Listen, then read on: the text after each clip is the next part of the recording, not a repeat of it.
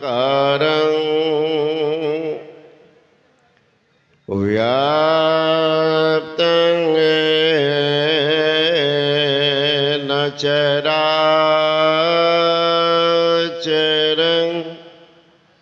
तत्पदं दर्शितं येन तस्मै श्री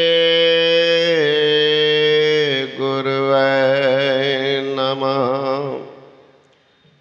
सदा रहो संतोष में, धर्म आप दृढ़दार, आशाएक गुरुदेव की और नचेत विचार। श्रद्धा की मूर्ति आदरणीय महात्मागण, संबे समादरणीय सत्संग पड़े महान भाव, आदरणीय माताओं एवं भक्तिमती बहनों, उपनिषद वाक्य है सतं विहायं भोक्तव्यं सहस्त्र स्नानमाचरेत, लक्षं विहायं दातव्यं कोटि त्यक्त्वा हरि भजेत। सतं विहायं भोक्तव्यं, स्वकाम आपके सिर पर है और सभी काम आवश्यक है। फिर भी अगर भोजन की थाली सामने आ गई है तो कहते सब काम को छोड़ करके भोजन कर लो, क्योंकि अन्न ब्रह्म है। अन्न ब्रह्म का अपमान करेंगे तो एक न एक दिन ऐसा कुसंयोग लगेगा कि आपको भूखा रहना पड़ेगा। जेब में पैसा है, खाने की सामग्री है, फिर भी आप नहीं खा पा रहे। इसका मतलब क्या? आपने अन्न ब्रह्म का अपमान किया, प्रायश्चित आपको लग गया। स्व काम को छोड़कर पहले भोजन कर। सतं विहायं भोक्तव्यं सहस्र स्नानमाचरेत, 1000 काम आपके सिर पर है, लेकिन स्नान करने का समय है, स्नान कर लेना चाहिए। स्नान का तो महत्व भी नहीं समझते लोग। कभी तो ब्रह्म मुहूर्त में देखते हैं साधु बाबा जी स्नान कर रहे हैं तो उनसे पहले स्नान कर ले, तो उसमें भी फर्स्ट। कभी सुबह में 6 बजे के बाद, कभी 12 बजे, कभी 4 बजे, कभी नहीं तो चलो पानियों छिट के काम चलेगा, बाद में देख लेंगे। लेकिन मर्मज्ञ लोगों ने कहा है कि स्नान का बड़ा महत्व है। भोजन के महत्व से 1000 गुना बढ़ के है। मतलब 3 बजे से 6 बजे का जो स्नान है उसको कहते ऋषि स्नान, देव स्नान। देवता लोग, ऋषि लोग, महर्षि लोग, वानप्रस्थी सन्यासी लोग उस मुहूर्त में स्नान करते हैं ताकि कोई इनको देखे नहीं, कोई नहीं देखे। तो उस समय का स्नान कहते हैं ऋषि स्नान, देव स्नान। समय है ब्रह्म मुहूर्त, ब्रह्म के विचरण का समय, ब्रह्म बेला का समय। उपासना में मन लगेगा, चूंकि कोई कोयल, कलरव, चिड़िया, चुनमुनी, कोई आवाज नहीं, बात बिल्कुल शांत। तो 3 बजे से 6 बजे का स्नान को ऋषि स्नान, 6 बजे से 11 बजे दिन के स्नान को गृहस्थ स्नान कहते हैं। तो खेत जाते हैं, दुकान जाते हैं, थक सा जाते हैं, तो सूर्य की किरण पानी पर पड़ने के कारण गर्मी आ जाती, कीटाणु नीचे चले जाते, फिर स्नान कर लेते, बड़े अपने को साफ सुथरा पाते, ताजगी पाते। इसलिए 6 बजे से 11 बजे का स्नान को गृहस्थ स्नान, और 11 बजे के बाद का स्नान को जानवर स्नान कहते हैं। का भैंसिया को पानी में बैठा दो, चमड़ा मोटा है क्या होगा, है ना। तो स्नान का भी महत्व है। कहते सतंग विहायं भोक्तव्यं सहस्त्र स्नान माचरेत, लक्षंग विहायं दातव्यं, लाख काम आपके सिर पर है, लेकिन कोई मांगने वाला आ गया है, मांगने वाला आ गया है, आप स्नानागार चले गए या भोजन की थाली पर बैठ गए, तो कहते उसको भी छोड़कर पहले दान कर दो। क्या ठिकाना, पल में पल का हो जावे, क्या पता तकदीर का। प्रभु ब्रह्मा ने लिखा है भाई, इसलिए भजन कर लो रघुवीर का, मिनट में कुछ हो जाए तो ठिकाना नहीं।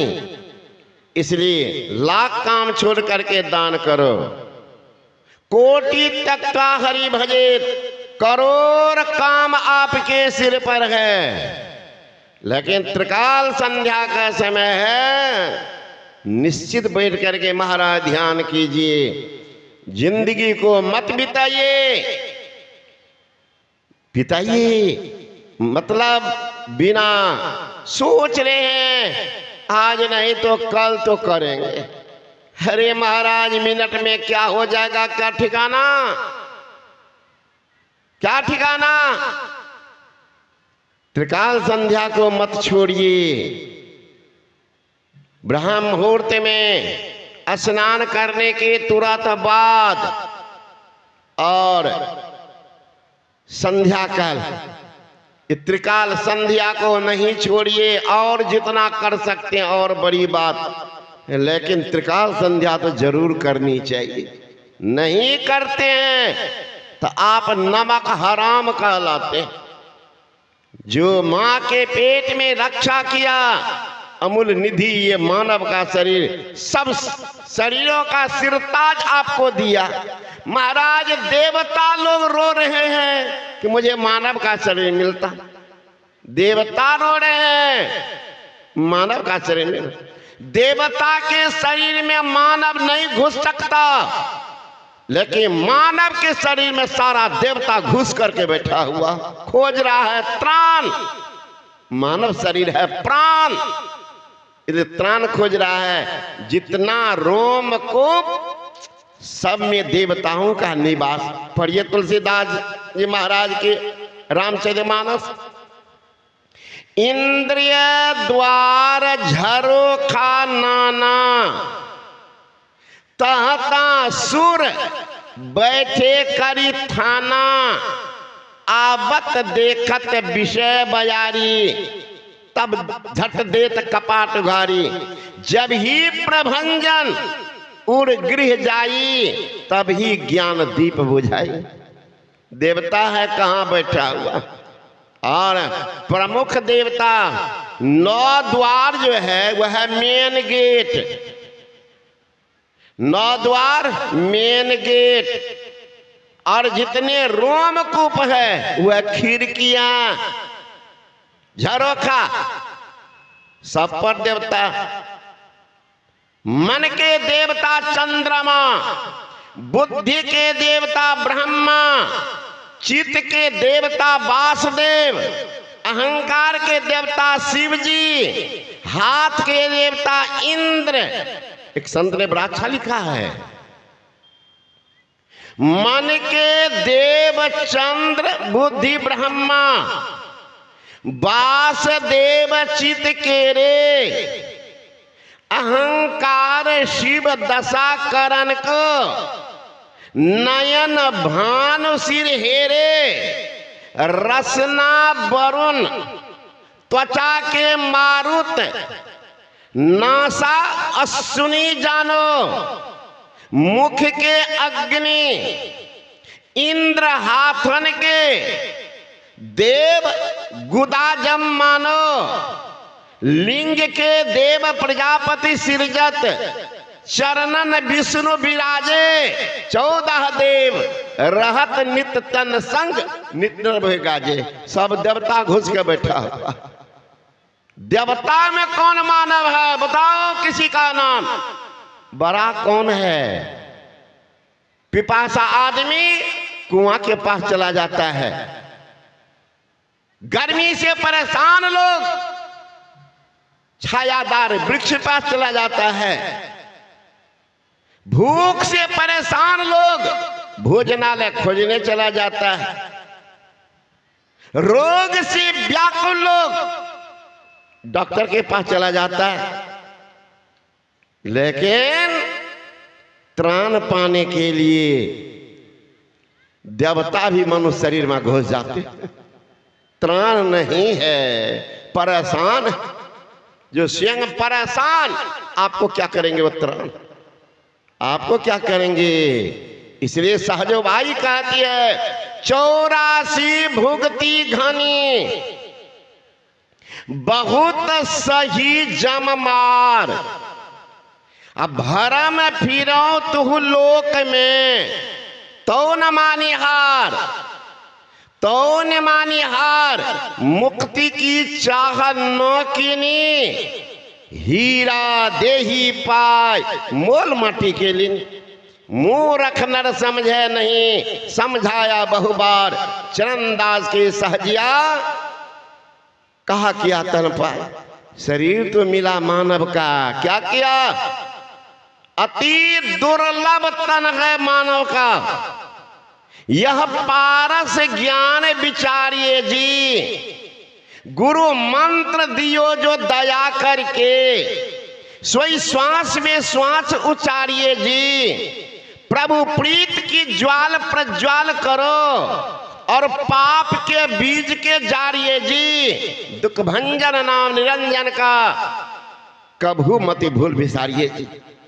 मिला है उपहार में, मिला उपहार में, बर्बाद मत करो।